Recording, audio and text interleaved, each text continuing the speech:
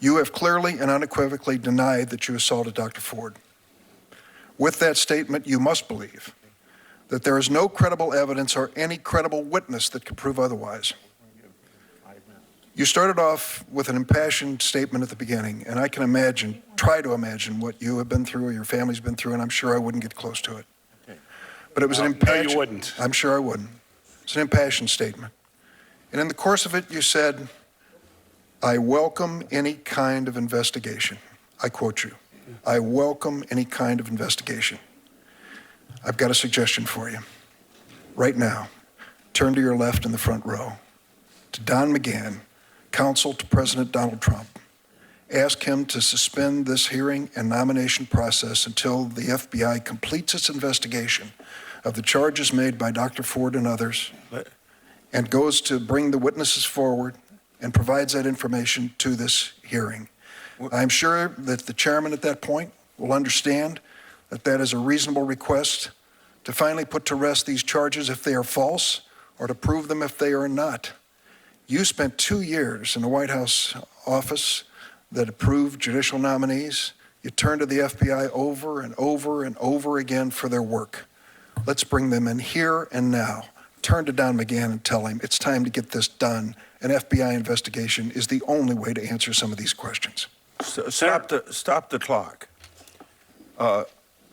This committee is running this hearing, not the White House, not Don McGahn, not even you as a nominee.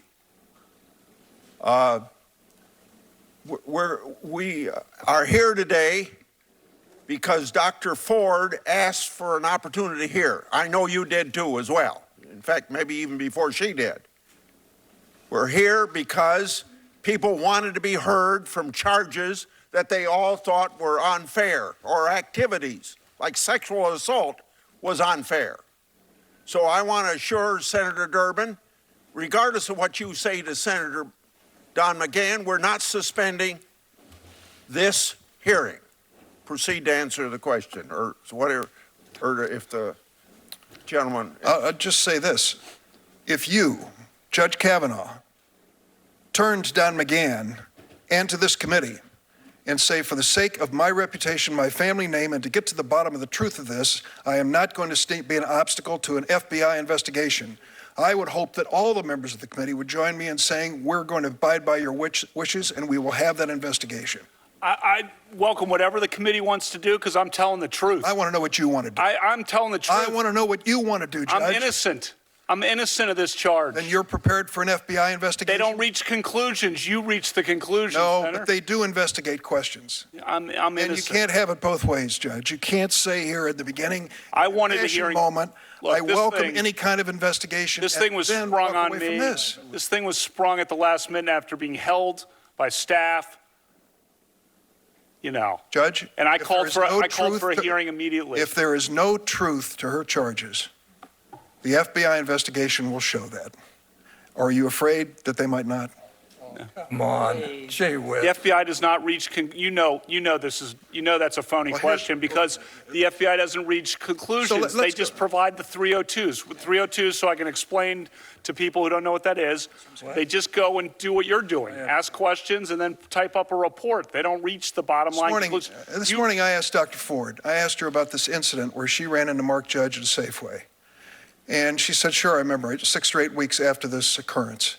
Well, someone at the Washington Post went in and took a look at Mr. Judge's book and has been able to, the run that he wrote about his addiction and his alcoholism. And they have narrowed it down what they think was a period of time, 6 or 8 weeks after the event. And he would have been working at the Safeway at that point. So the point I'm getting to is we at least can connect some dots here and get some information. Why would you resist that kind of investigation? Why would you resist that kind of investigation? Sir, I wanted the hearing last week. I'm asking about the FBI investigation. The committee figures out how to ask the questions. I'll do whatever. I've been on the phone multiple times with committee counsel. I'll talk to... Judge Kavanaugh, will you support an FBI investigation right now? I will do whatever the committee wants to... Personally, do you think that's the best thing for us to do?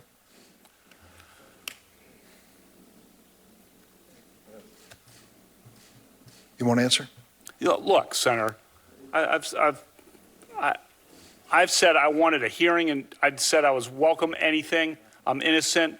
This thing was held when it could have been presented in the ordinary way. It could have been held and handled confidentially at first, which was what Dr. Ford's wishes were, as I understand it, and wouldn't have caused this, like, destroyed my family like this effort has.